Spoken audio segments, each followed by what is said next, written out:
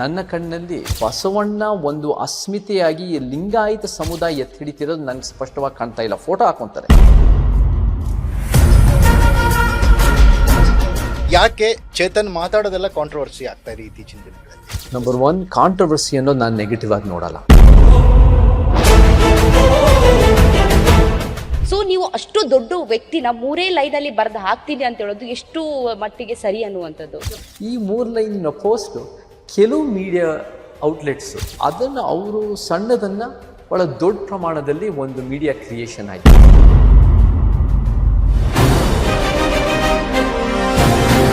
Darshan sir ಹೋದ್ಮೇಲೆ ಸಾಕಷ್ಟು ಜನ ಮಾತಾಡ್ತಾ ಇದ್ರು, ಸಿನಿಮಾಗಳು ಓಡ್ತಾ ಇಲ್ಲ, ಯಾಕೆ ದರ್ಶನ್ ಸರ್ ಅಷ್ಟು ಬೇಡವಾದ್ರ ಇಂಡಸ್ಟ್ರಿಗೆ, ಯಾಕೆ ಅವ್ರ ಬಗ್ಗೆ ಯಾರು ಮಾತಾಡಲ್ಲ ಅನ್ನುವಂಥದ್ದು? ಇವ್ರು ಮಾಡೋದು ವರ್ಷಕ್ಕೆ 1, 2, 2 ವರ್ಷಕ್ಕೆ 3 ಸಿನಿಮಾಗಳಿಂದ ಹಿಟ್ ಆಗಿದ ತಕ್ಷಣ the success percentage of the industry will not grow necessary.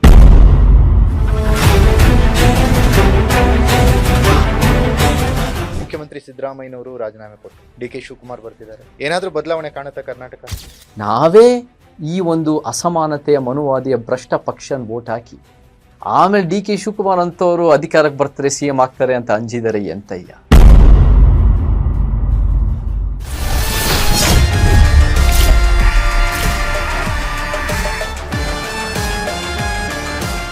S, ನೀವೀಗ ಹೇಳಿದ್ರಿ ಸಮಾನತೆ ಬಗ್ಗೆ ಮಾತನಾಡಿದ್ರಿ, ಜಾತಿ ಧರ್ಮಗಳ ಬಗ್ಗೆ ಇರುವಂತದೆಲ್ಲ ಸಮಾನತೆ ಬೇಕು, ಲಿಂಗಗಳ ಬಗ್ಗೆನೂ ನೀವು ಹೌದು.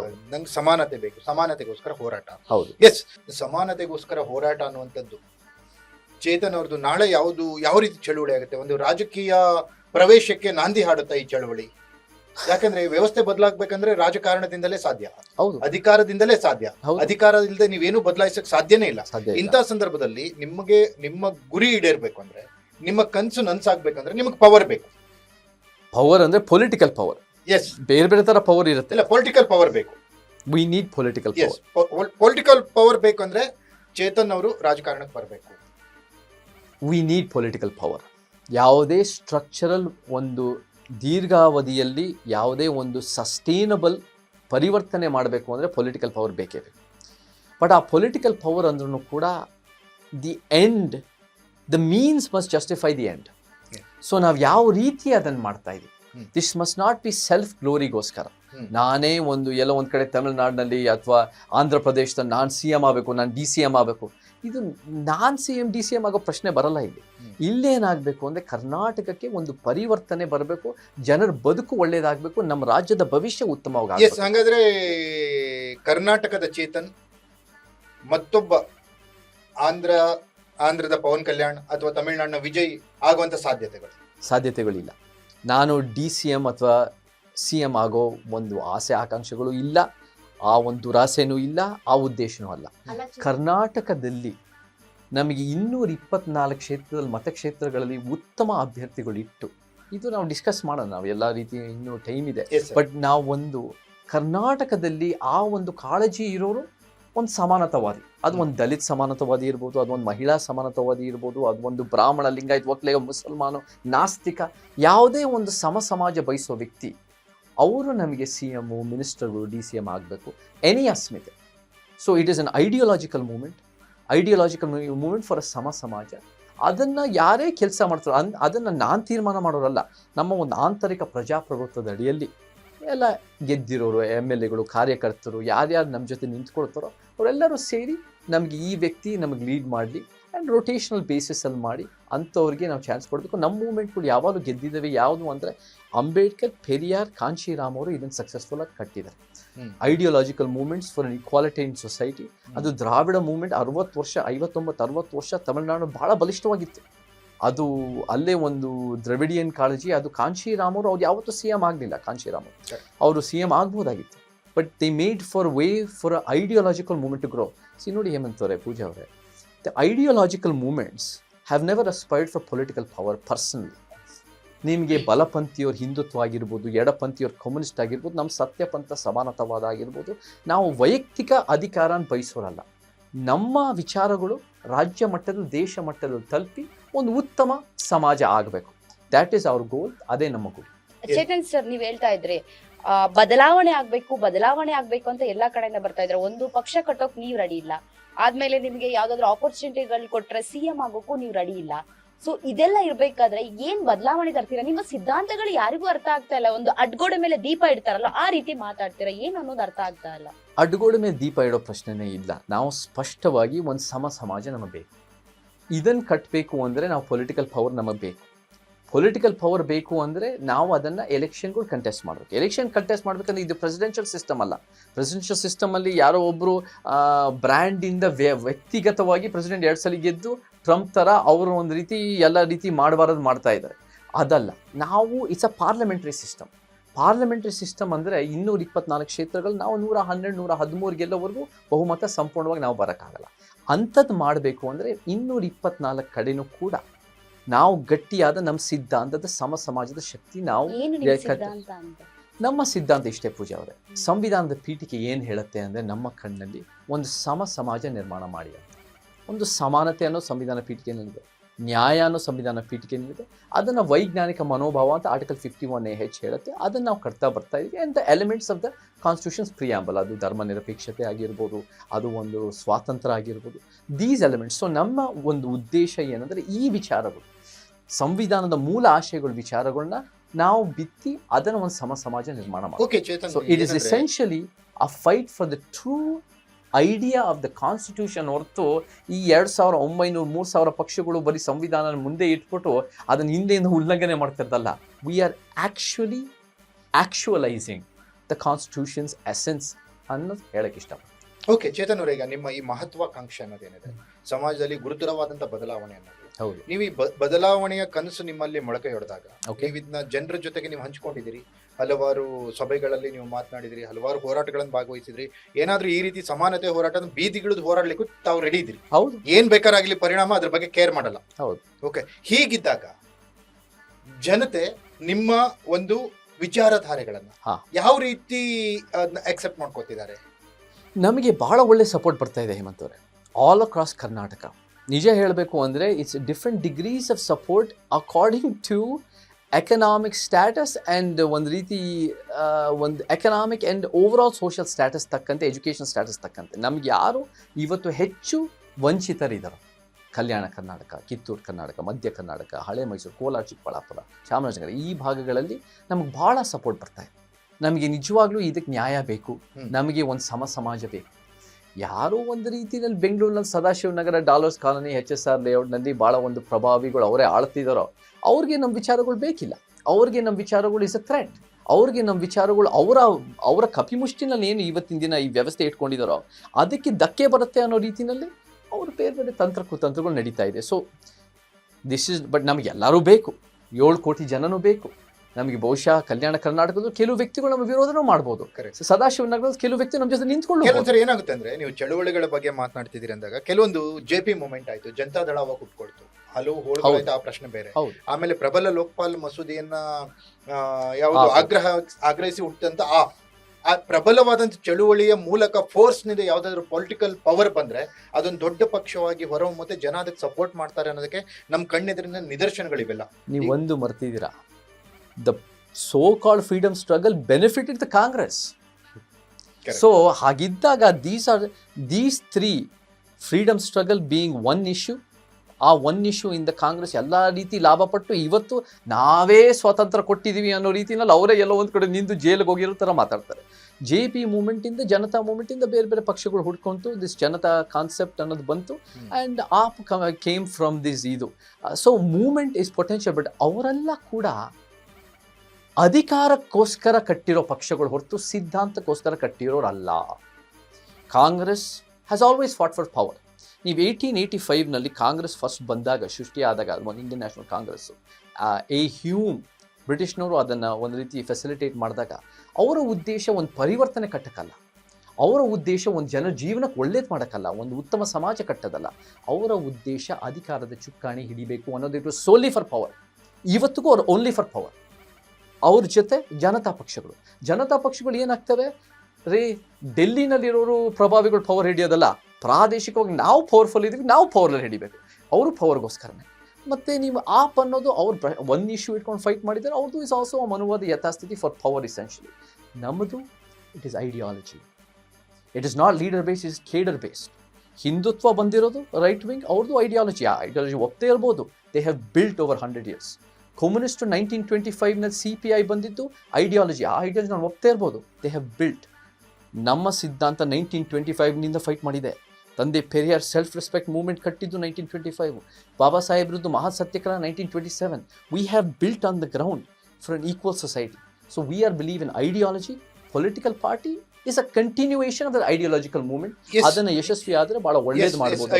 ಐಡಿಯಾಲಜಿಕಲಿ ನೀವು ಮಾತನಾಡ್ತಾ ಇದ್ದಾಗ ಚೇತನ್ ಅವರೇ, ಒಂದು ಪ್ರಮುಖವಾದದ್ದು ನೀವು ಬುದ್ಧ, ಬಸವ, ಅಂಬೇಡ್ಕರ್, ಪೆರಿಯಾರ್ ವಿಚಾರಗಳನ್ನ ಹೇಳ್ಕೊಂಡು ಬರ್ತಾನೆ ಅದ್ರ ಪ್ರಕಾರ ನೀವು ನಡೀತಾ ಇದ್ದೀರಿ. ನಿಮ್ಮ ನಡೆ ನುಡಿ ಹೆಚ್ಚಿಗೆ ಡಿಫರೆನ್ಸ್ ಅಂತೂ ಇಲ್ಲ, ನೀವು ಮಾತಾಡೋದು ನಡ್ತೀರಿ, ಆ ಪ್ರಶ್ನೆ ಬೇರೆ. ಈಗ ಏನಾಗ್ಬಿಡಿದೆ ರಾಜಕೀಯವಾಗಿ, ಬಸವಣ್ಣನವ್ರನ್ನ ಲಿಂಗಾಯತರು ನಮ್ಮವ್ರೆ ಅಂತ ಅನ್ಕೊಂಡಿದ್ದಾರೆ. ಈಗ ಕುಲವೆಂದು ಹೊಡೆದಾಡಿದಿರಿ ಕನಕದಾಸರು. ಕನಕದಾಸರನ್ನ ನಮ್ಮವ್ರೆ ಅಂತ ಕುರುಬರು ಫಿಕ್ಸ್ ಮಾಡಿ ಇಟ್ಕೊಂಡಿದ್ದಾರೆ, ಬ್ರ್ಯಾಂಡ್ ಆಗಿ ಮಾಡಿ ಇಟ್ಕೊಂಡಿದ್ದಾರೆ. ಈಗ ಅಂತವ್ರನ್ನೇ ಬ್ರ್ಯಾಂಡ್ ಮಾಡಿರೋ ಈ ಸಮಾಜದಲ್ಲಿ ನಿಮ್ಮ ಈ ವಾದಗಳು, ನಿಮ್ಮ ವಿಚಾರಧಾರೆಗಳು, ಅದನ್ನ ಕೇಳಕ್ಕೆ ಜನ ಅಷ್ಟು ಇಂಟ್ರೆಸ್ಟ್ ತೋರಿಸ್ತಾರಂತೀರ? ಕೇಳಕ್ಕೆ ಇಂಟ್ರೆಸ್ಟ್ ತೋರಿಸ್ತಾರ ಅನ್ನೋದಕ್ಕಿಂತ ನಮ್ಗೆ ಎಲ್ಲ ಕಡೆ ನಮ್ಗೆ ಸಪೋರ್ಟ್ ಸಿಗ್ತಾ ಇದೆ. ಆದರೆ ಮುಖ್ಯವಾಗಿ ಪೊಲಿಟಿಕಲ್ ಪಾರ್ಟಿ ಯಾರು ರೂಪಿಸಿದ್ದಾರೆ 20th centuryನಲ್ಲಿ, ಅಂಬೇಡ್ಕರ್, ಪೆರಿಯಾರ್, ಕಾಂಶಿರಾಮ್, ಆ ಸಿದ್ಧಾಂತ ನಾವು ಕಟ್ತಾ ಬರಬೇಕು. ಬಸವಣ್ಣ ಅನ್ನೋದು ನಾನು ಹೆಂಗೆ ನೋಡ್ತೀನಿ ಅಂದರೆ, ನಾವು ಒಂದು ಸಮಾಜದ ಪರಿಕಲ್ಪನೆ ನಾನು ಬಸವಣ್ಣ ನೋಡ್ತೀನಿ. ಕನಕದಾಸರು ಹಾಗೆ ನೋಡ್ತೀವಿ, ಶಿಶುನಾಳ ಶರೀಫು ಹಾಗೆ ನೋಡ್ತೀವಿ, ಬುದ್ಧನ್ನು ಹಾಗೆ ನೋಡ್ತೀವಿ. ಅದೇ ರೀತಿಯಲ್ಲಿ ನಾವು ಒಂದು ಸಮಾಜದಲ್ಲಿ ಕಟ್ತಾ ಬರ್ತೀವಿ. ನನ್ನ ಕಣ್ಣಲ್ಲಿ ಬಸವಣ್ಣ ಒಂದು ಅಸ್ಮಿತೆಯಾಗಿ ಲಿಂಗಾಯತ ಸಮುದಾಯ ಎತ್ತಿ ಹಿಡಿತಿರೋದು ನನಗೆ ಸ್ಪಷ್ಟವಾಗಿ ಕಾಣ್ತಾ ಇಲ್ಲ. ಫೋಟೋ ಹಾಕೊತಾರೆ, ಬಟ್ ಯಾರು ಬುದ್ಧ, ಬಸವ, ಅಂಬೇಡ್ಕರ್ ಸಿದ್ಧಾಂತ ಹೊಂದಿರೋ ಮನುಷ್ಯರು ಇರ್ತಾರಲ್ಲ, ಅವರು ಬಸವಣ್ಣವರ ಕಲ್ಪನೆಯನ್ನು ಖಂಡಿತ ಎತ್ತಿ ಹಿಡಿತಾ ಇದ್ದಾರೆ. Because it's an ideological movement, it is not an identitarian movement. We cannot make Baba Saheb Ambedkar as a Dalit icon. Because Baba Saheb for example ಅವರು ಪೊಲಿಟಿಕಲ್ ಪಾರ್ಟಿ ಕಟ್ತಾರೆ, scheduled caste federation, independent labour party ಮತ್ತು ರಿಪಬ್ಲಿಕನ್ ಪಾರ್ಟಿ ಆಫ್ ಇಂಡಿಯಾ. ಅವರು scheduled caste federation fight ಮಾಡಿದಾಗ ಅವರು ಎಲೆಕ್ಷನ್ನಲ್ಲಿ ಸೋಲ್ತಾರೆ ಅಂತ ನಮಗೆ ಗೊತ್ತಿದೆ. ಅವ್ರ ವಿರುದ್ಧ ನಿಂತ್ಕೊಂಡಿದ್ದು ಬರೀ ಪ್ರಭಾವಿ ಜಾತಿಗಳು, ಆಳುವ ಶಕ್ತಿಗಳಷ್ಟೇ ಅಲ್ಲ, ಕಾಂಗ್ರೆಸ್ಸಿನ ದಲಿತರು ಕೂಡ ಅವ್ರ ವಿರುದ್ಧ ನಿಂತ್ಕೊತಾರೆ. ಸೊ ಅಂಬೇಡ್ಕರ್ ಸಪೋರ್ಟ್ ಮಾಡಿದ್ದು ಎಲ್ಲ ಜಾತಿ ಜನಾಂಗದವರು ಸಪೋರ್ಟ್ ಮಾಡಿರ್ತಾರೆ, ವಿರೋಧ ಮಾಡಿದ್ರು ಎಲ್ಲ ಜಾತಿ ಜನಾಂಗದವರು ವಿರೋಧ ಮಾಡಿರ್ತಾರೆ. So we not here fighting for an identity, we are fighting for justice. ನಮ್ಮ ಉದ್ದೇಶ ಏನಂದರೆ ನ್ಯಾಯ. ನ್ಯಾಯ ಅಂದರೆ ಏನು? ಇತಿಹಾಸದ ತಪ್ಪುಗಳನ್ನು ಸರಿಪಡಿಸೋದು. ಸೊ ಏನೇನು ತಪ್ಪಾಗಿದೆ ಅದನ್ನು ವೈಚಾರಿಕವಾಗಿ ಸರಿಪಡಿಸ್ತಾ ಬರ್ತಾ ಇದ್ದೀವಿ. ಚೇತನ್ ಸರ್, ಸಾಕಷ್ಟು ಕಾಂಟ್ರವರ್ಸಿ, ನಾನು ಸ್ಟಾರ್ಟಿಂಗ್ ಮಾತಾಡ್ಬೇಕಾದ್ರೆ ಹೇಳಿದೆ ಕಾಂಟ್ರವರ್ಸಿ ಚೇತನ್ ಸರ್ ಅಂತ.